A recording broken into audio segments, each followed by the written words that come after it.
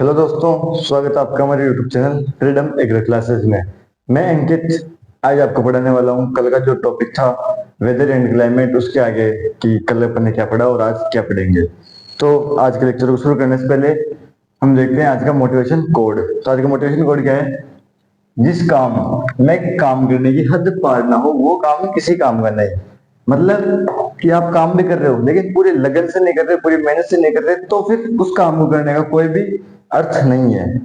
तो ये इसी मोटिवेशन कोड के साथ आज की क्लास को अपन शुरुआत करते हैं।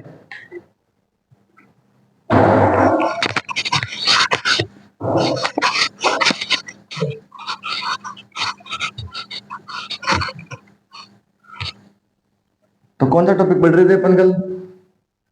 कल पढ़ रहे थे वेदर एंड क्लाइमेट। क्या पढ़ रहे थे?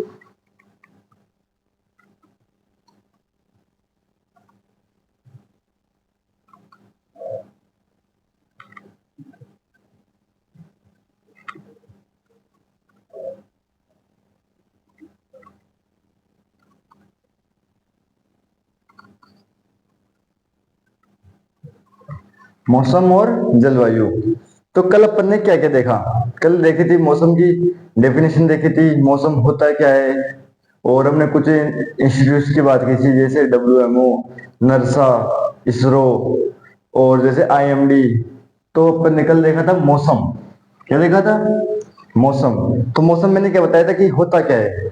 तो मौसम किसी स्थान विशेष की अल्पकालिक अवधि क्या कहलाती है? मौसम। जैसे अभी मैंने कल आपको एग्जांपल भी दिया था, जैसे हमारे यहाँ बादल हो रहे हैं, मैं जहाँ पढ़ा रहा हूँ, जहाँ से आप पढ़ रहे हो, मान लो वहाँ बरसात हो रही है, तो ये दोनों क्या है? मौसम है। इसे अपन जलवायु नहीं कह सकते।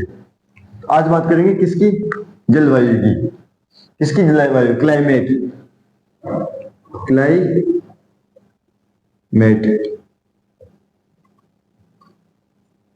जलवायु।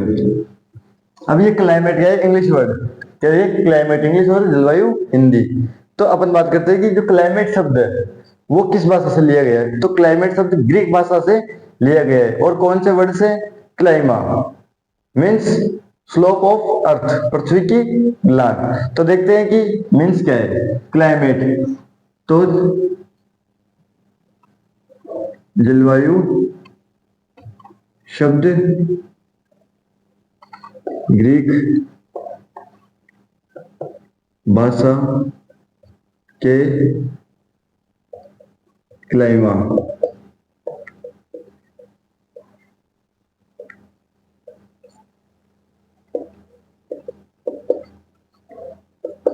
लिया गया है। जिसका अर्थ मैंने क्या बताया अभी आपको? स्लोप ऑफ अर्थ। जिसका अर्थ स्लोप ऑफ अर्थ मतलब पृथ्वी की ढलान।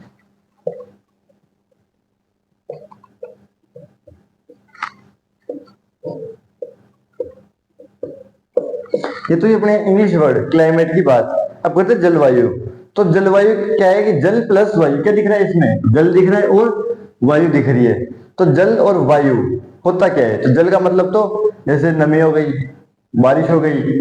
वायु का मतलब वायु की गति हो गई, वायु की दिशा हो गई। तो वो सब लेंगे। फिर जलवायु शब्द का अर्थ। क्या? जलवायु शब्द का अर्थ। तो जलवायु शब्द जल प्लस वायु क्या होगा? जल प्लस वायु। तो जल का अर्थ क्या होगा? नमी या वर्षा। और वायु का अर्थ क्या होगा? वायु का मतलब वायु की दिशा और वायु की गति। तो जल अर्थ जल प्लस वायु, जिसमें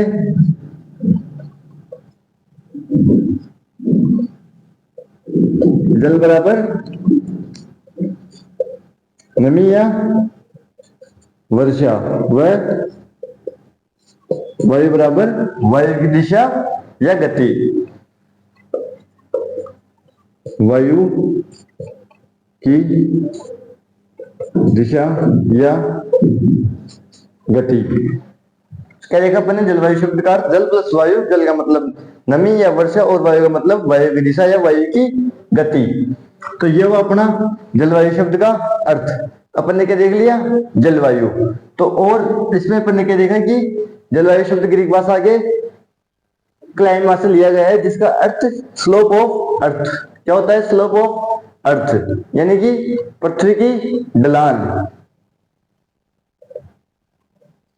पृथ्वी की ढलान। फिर जलवायु शब्द का अर्थ क्या है कि जल प्लस वायु से मिलकर के बना है, और जल का मतलब नमी व वायु का मतलब वायु की दिशा व गति। अब लेते हैं इसकी डेफिनेशन। तो एक बहुत बड़े वैज्ञानिक त्रिवार्था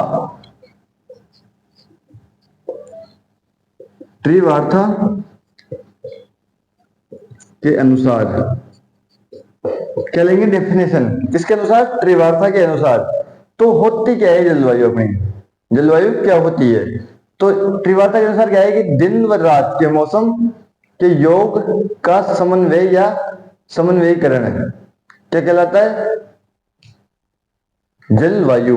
तो इन्होंने क्या कहा कि दिन व रात के मौसम के योग के समन्वय को जलवायु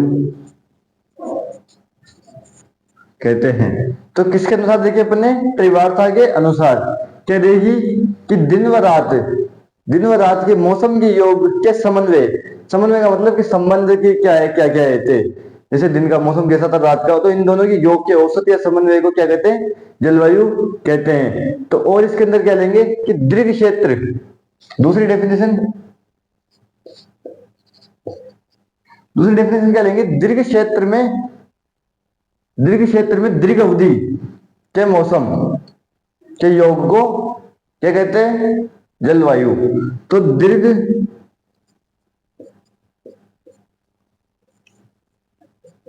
क्षेत्र में दीर्घ अवधि, दीर्घ का मतलब लॉन्ग यानी दीर्घ यानी बड़ा, बड़े क्षेत्र में बड़ी अवधि यानी लॉन्ग ड्यूरेशन। इसके अंदर लॉन्ग एरिया, लॉन्ग ड्यूरेशन में दीर्घ क्षेत्र में दीर्घ अवधि के मौसम के योग का औसत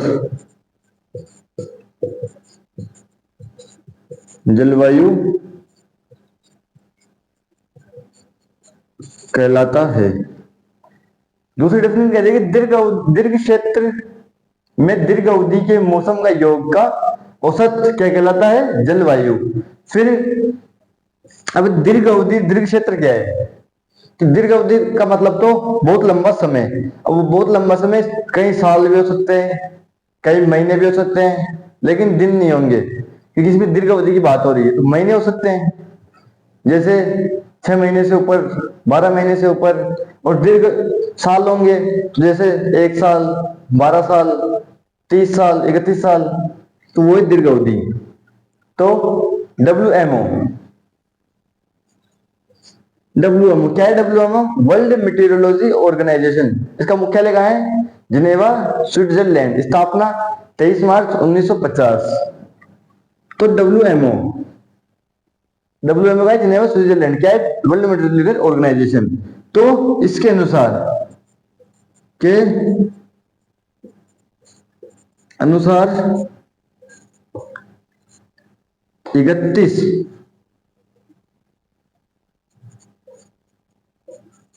31 वर्षों के मौसम का औसत किसके अनुसार, WMO के अनुसार 31 वर्षों के मौसम का औसत। अब 31 वर्ष कितने हुए, 31 वर्ष मीन्स यानी कि 31 साल से जो मौसम जिस एरिया का ज्यादा रहा है तो उसका औसत निकाल कर क्या निकालेंगे, जलवायु। तो यही समझ कि WMO के अनुसार कैसे। तो कुछ इसके फादर्स की बात कर लेते हैं, जैसे फादर ऑफ क्लाइमेट साइंस, जलवायु विज्ञान के जनक।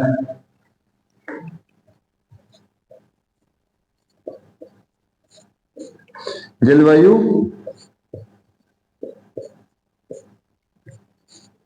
विज्ञान के जनक। अब जलवायु विज्ञान के जनक कौन है, कोपेन। नाम तो सुना होगा कि बहुत फेमस वैज्ञानिक है कोपेन। तो वो क्या है, जलवायु विज्ञान के जनक। और अगर कृषि जलवायु विज्ञान की बात करें तो क्या पता, एग्रीकल्चर स्टूडेंट है, अपने को इंपोर्टेंस किससे, कृषि जलवायु विज्ञान से। तो कृषि जलवायु विज्ञान के जनक कौन है, वो भी कोपेन ही है। तो यहाँ पे लिखते हैं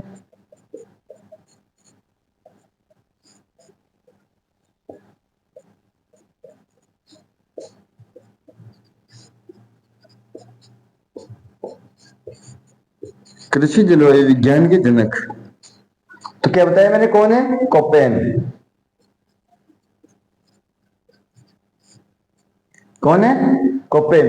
तो अपन ने क्या देखा कि जलवायु विज्ञान के जनक कोपेन, और कृषि जलवायु विज्ञान के जनक भी कोपेन। तो अब अपन बात करते हैं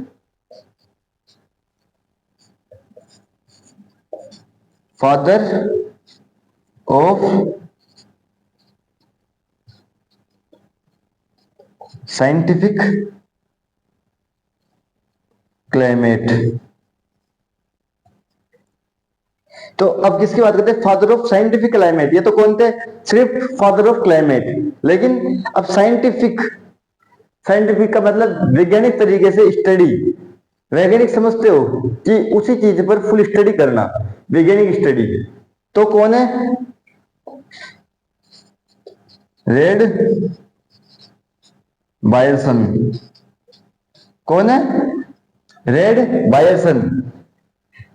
तो अपन अब इसमें क्या क्या देखा, जलवायु विज्ञान के जनक देख लिए, कृषि जलवायु विज्ञान के जनक देख लिए, फादर ऑफ साइंटिफिक क्लाइमेट देख लिए। और अब एक बार फिर से WMO को ले लेते हैं, क्योंकि इसमें से क्वेश्चन आने के चांस रहते हैं। तो WMO क्या बताया मैंने, इसको तो आप याद ही कर लेना। फुल फॉर्म तो किसकी, world meteorological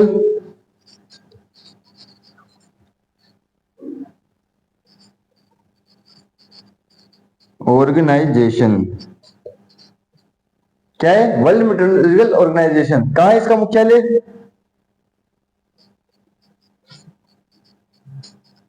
Geneva Switzerland. Geneva Switzerland. तो अब इसकी स्थापना 23 मार्च 1950। अब अपन ने आज का देखा क्लाइमेट के बारे में, देखा कि जलवायु शब्द ग्रीक भाषा के क्लाइमेट लिया गया है, जिसका अर्थ स्लोप ऑफ अर्थ। फिर जलवायु का शब्द का अर्थ जल प्लस वायु। जल का मतलब नमी या वर्षा, और वायु का मतलब वायु दिशा या गति। फिर त्रिवार्ता के अनुसार दिन और रात के मौसम के योग के औसत का समन्वय क्या कहलाता है, जलवायु कहलाता है। फिर दीर्घ अवधि और दीर्घ क्षेत्र में मौसम के योग का औसत जलवायु। अब दीर्घ अवधि कितनी, WMO के अनुसार 31 वर्षों के मौसम का योग का औसत। फिर जलवायु विज्ञान के जनक कोपेन, कृषि जलवायु विज्ञान के जनक कोपेन, और फादर ऑफ साइंटिफिक यानी वैज्ञानिक, वैज्ञानिक जलवायु विज्ञान के जनक रेड बायरसन। फिर WMO की बात कर ली, क्योंकि इसमें क्वेश्चन आता है। अब एक चीज मैं आपको बताऊं कि क्वेश्चन आता कहां से जेट में। तो आप 20 साल पुराने जेट के पेपर उठा के देखना, एक क्वेश्चन आपको मिलेगा डेफिनेशन किसकी, वेदर एंड क्लाइमेट। क्वेश्चन वही है, सिर्फ ऑप्शन भी वही है, लेकिन क्वेश्चन क्या है, थोड़ा चेंज कर दिया है। ऑप्शन तो सेम रखते हैं, लेकिन क्वेश्चन जैसे परिभाषा पूछ ली किसकी, मौसम की। परिभाषा पूछ ली जलवायु की। तो आपको क्या याद रखना है, इनकी परिभाषा। जैसे मौसम का एकीकरण, विभेदीकरण, वो भी अपन आगे लेंगे। तो यहां तक समझ आया, तो इसका ले लो स्क्रीन शॉट।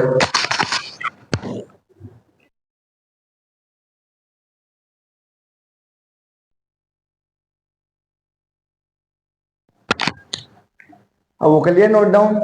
तो अब देखते हैं आगे। अपन ने क्या क्या देखा, जलवायु के बारे में देखा, फादर देखिए उसके डेफिनेशन देखी। अब देखते हैं टाइप्स ऑफ क्लाइमेट। तो सर क्या क्लाइमेट के टाइप होते हैं? हाँ टाइप्स होते हैं, बताऊं कैसे? एक तो बहुत बड़े स्तर पे जलवायु का अध्ययन करना और एक छोटे स्तर पे जलवायु का अध्ययन करना, हुए ना टाइप्स। तो क्या पढ़ेंगे?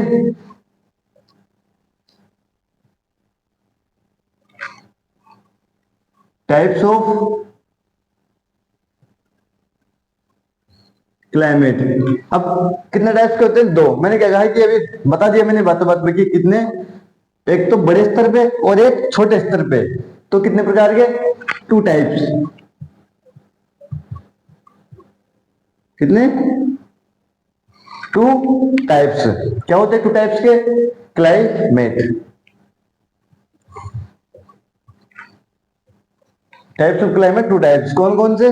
समष्टि और व्यष्टि। कौन से? पहला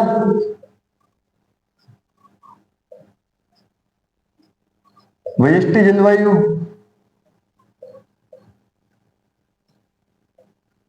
मैक्रो क्लाइमेट इंग्लिश में।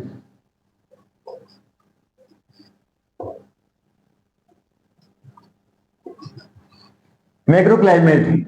अब जैसे कोई इंग्लिश मीडियम वाला अगर कोई इस क्लास को देख रहे हो और किसी के अगर समझ नहीं आए तो कमेंट में जरूर बताएं कि हम और भी इंग्लिश मीडियम के लिए जैसे क्या इंप्रूव कर सकते हैं। तो वैसे मैं कुछ जो टिपिकल वर्ड्स हैं वो तो मैं इंग्लिश में बोलने की कोशिश कर रहा हूँ जहां तक है, लेकिन अगर समझ नहीं आए तो आप कमेंट में जरूर बताएं कि क्या समझ नहीं आ रहा, कुछ प्रॉब्लम्स हो तो कमेंट में बता करके जाए क्लास खत्म होने के बाद।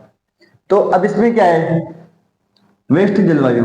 तो इसमें पृथ्वी के समीप, किसके? अर्थ, नियर बाय द अर्थ।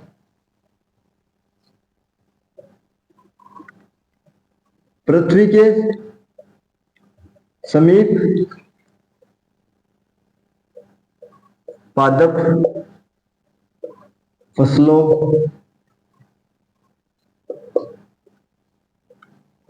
का अध्ययन। अब इसमें नियर बाय द अर्थ मतलब पृथ्वी के समीप, यानी कि पृथ्वी के समीप का मतलब जैसे ये अपनी सरफेस है तो इस पे उपस्थित जीव जंतु हो गए, पादप हो गए, फसल हो गए, उनकी स्टडी किसके हिसाब से? क्लाइमेट के हिसाब से करना क्या कहलाता है? Macro climate. तो क्या हुआ कि पृथ्वी के समीप यानी कि पृथ्वी के ऊपर मान लो जैसे ये सरफेस है तो इसके ऊपर कुछ पादप भी है, जंतु भी है, फसल भी है, तो उनका क्लाइमेट के हिसाब से स्टडी करना मैक्रो क्लाइमेट। तो यानी कि ये छोटे स्तर पर, कौन से स्तर पर हुआ? छोटे स्तर पर जलवायु का अध्ययन करना। एक लाइन और लिख लेना, छोटे स्तर पर जलवायु का अध्ययन करना। छोटे स्तर पर जलवायु का अध्ययन करना यानी कि शॉर्ट लेवल पर किसका अध्ययन? Study of climate in short level. तो शॉर्ट लेवल पर क्या करना? जलवायु का अध्ययन करना क्या कहलाता है? Macro climate. फिर दूसरा मैंने क्या बताया? समष्टि, समष्टि जलवायु।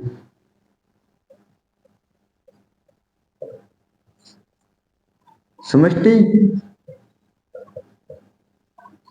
जलवायु। अब समष्टि जलवायु के अंदर माइक्रो,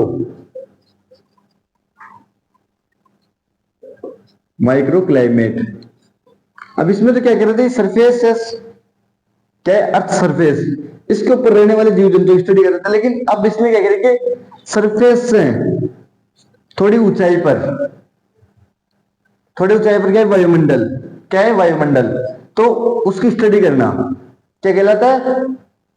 समष्टि जलवायु।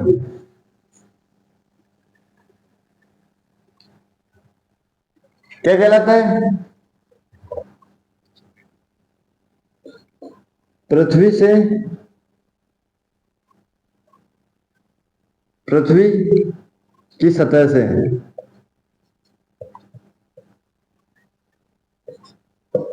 थोड़ी ऊंचाई पर अध्ययन करना। समझे कैसे अध्ययन करेंगे थोड़ी ऊंचाई पर, कि ये जो सरफेस थी और उसके ऊपर जो वायुमंडल है उसकी स्टडी किसके हिसाब से, क्लाइमेट के हिसाब से, क्या कहलाता है, माइक्रो क्लाइमेट। तो अब इसमें देखो, जब ये छोटे स्तर पे था तो ये कौन से स्तर पे होगा, बड़े स्तर पे। इसको अपन क्या बोल सकते हैं कि बड़े स्तर पर जलवायु का अध्ययन करना, या फिर study of climate on big level. तो क्या होगा, बड़े स्तर पर जलवायु का अध्ययन करना क्या कहलाता है, समष्टि जलवायु, मतलब माइक्रो क्लाइमेट इंग्लिश में। तो अपन ने क्या देखा, टाइप्स ऑफ क्लाइमेट कौन कौन से देख लिए, मैक्रो एंड माइक्रो। तो मैक्रो में तो क्या देखा कि छोटे स्तर पर जलवायु का अध्ययन करना, और पृथ्वी के समीप का मतलब पृथ्वी की सरफेस पे रहने वाले जीव जंतुओं का स्टडी किसके हिसाब से, क्लाइमेट के हिसाब से। फिर पृथ्वी सतह से थोड़ी ऊपर ऊंचाई पर क्या, मैक्रो क्लाइमेट, कौन से स्तर पे, बड़े स्तर पे। तो अब ये तो देख लिया अपन ने। अब थोड़ा डिफरेंस की बात कर लेते हैं, किस किस में, difference between weather and climate. तो यहाँ पे मेरे को ज्यादा डिफरेंस लिखवाना नहीं, सिर्फ एक डिफरेंस लिखवाना है, वो मेजर है। उसी में से डेफिनेशन मान लो आप, उसको कुछ भी मान लो, उसी में से जेड में क्वेश्चन मिलता ही है। यानी कि 2002 से लेकर के अब तक के जितने पेपर है, 20-22 पेपर हो चुके, तो उनमें सब में, यानी कि ज्यादा भी नहीं तो 10-12 पेपर तो ऐसे जिनमें क्लाइमेट के बारे में पूछा गया हो। क्या करा गया हो कि पूछा गया हो, कि वो भी जो मैं भी ये दिखाऊंगा डिफरेंस उसमें से। तो ये तो हुआ यहाँ पे। तो अब यहाँ पे देखते हैं अपन डिफरेंस। तो डिफरेंस को डायरेक्ट लिख करके मैं सीधा लिखता हूं, क्या, कि मौसम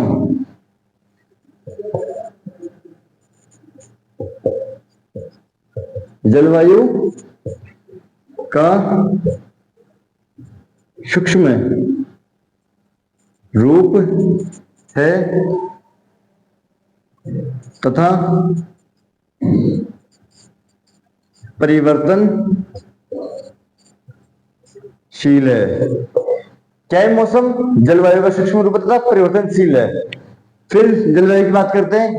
जलवायु मौसम का दीर्घ रूप है।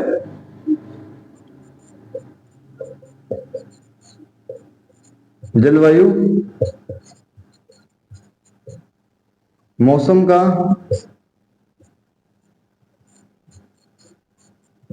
दीर्घ रूप है। तो ये एक डिफरेंस ये हुआ, क्या हुआ कि मौसम जलवायु का सूक्ष्म रूप है तथा परिवर्तनशील है। मौसम क्या है, परिवर्तनशील, लेकिन जलवायु परिवर्तनशील नहीं है। और जलवायु क्या है, मौसम का दीर्घ रूप, यानी कि बहुत सारी जगह, जैसे राजस्थान अपना, क्या है, राजस्थान। तो अब राजस्थान तो कितना बड़ा क्षेत्र, बहुत बड़ा क्षेत्र है। तो इसको कौन सा मानते हैं, एरिड क्षेत्र या सब एरिड जोन। क्यों, क्योंकि यहाँ पे शुरू से क्लाइमेट हिस्ट्री है एरिड, लेकिन ये तो है नहीं कि रातों रात बदल जाएगा। इसको बदलने में कई साल लग सकते हैं। जरूरी है कि ना बदले, ऐसी कोई चीज नहीं जिसको बदला ना जा सके। तो राजस्थान का क्लाइमेट को भी बदला जा सकता है, लेकिन रातों रात नहीं होता ये काम, या कुछ दिनों में, कुछ सालों में नहीं होता। इसके लिए बहुत सारे साल लगते हैं। तो समझ आया ये। अब एक लिखता हूं मैं, मौसम क्या है, मौसम जलवायु का विभेदीकरण और जलवायु मौसम का एकीकरण। तो लिखते हैं, जलवायु मौसम का एकीकरण है तथा मौसम जलवायु का विभेदीकरण है। एकीकरण का मतलब योग, एडिशन, और विभेदीकरण का मतलब सब्सट्रैक्ट। आ रहा है समझ, ये डिवाइड। तो जलवायु मौसम का एकीकरण, यानी कि बहुत सारे मौसम का योग क्या कहलाता है, जलवायु। और मौसम जलवायु का विभेदीकरण, यानी कि जलवायु का एक पार्ट है क्या, मौसम। तो यही चीज आ गई सेम वाली। लेकिन क्वेश्चन पूछ लेता है इनमें से जेट में,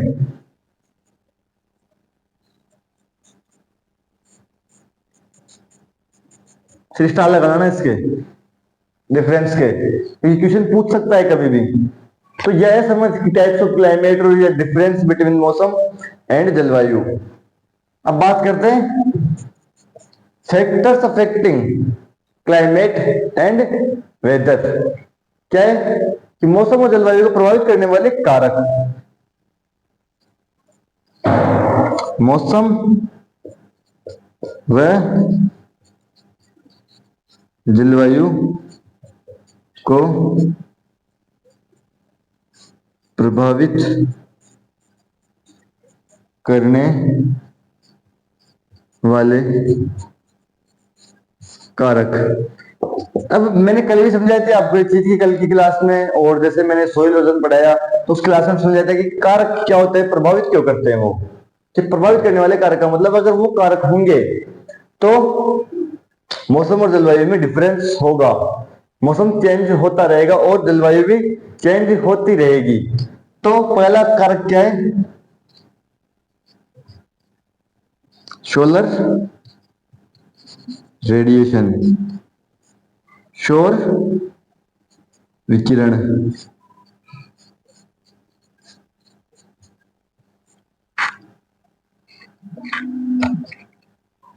दूसरा क्या है, टेम्परेचर। अब टेम्परेचर से क्या है, इसको नोट डाउन करो, अभी तक यहां तक करो।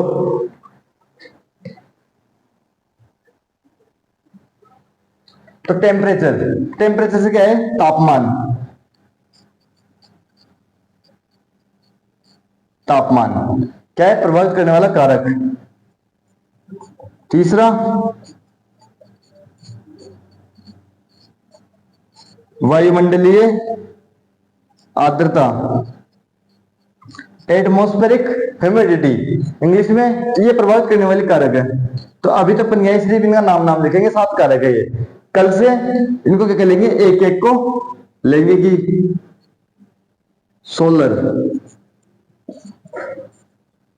सोलर रेडिएशन, फिर दूसरा वही वायुमंडलीय यानी कि एटमॉस्फेरिक, इसमें था आर्द्रता और इसमें दबाव, प्रेशर। फिर ये तो हुए 4 कारक। फिर 5वां कारक आता है अपने पास, वायु, विंड। फिर अपने पास क्या है, छठा कारक आता है वर्षण।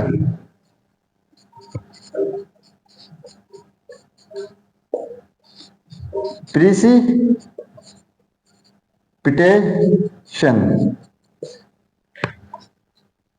तो कौन कौन से कारक, अच्छा देखिए अपने 7वां कारक आता है बादल। बादल तो इसे इंग्लिश में क्या बोलते हैं, क्लाउड्स। मेरे हिसाब से यहां तक समझ आया होगा आपको कि ये तो क्या थे, जलवायु को प्रभावित करने वाले कारक। अब कल लेंगे अपन सबसे पहले सोलर रेडिएशन, फिर टेम्परेचर, फिर वायुमंडलीय आर्द्रता, दबाव, प्रेसिपिटेशन, विंड और क्लाउड्स। तो यहां तक आया समझ, तो आज की क्लास को यही समाप्त करते हैं। तो समझ आए तो कमेंट करना कि जैसे इंग्लिश में मैं क्या इंप्रूव कर सकते हैं इंग्लिश वाले स्टूडेंट्स के लिए। तो आज के लिए इतना ही, थैंक यू।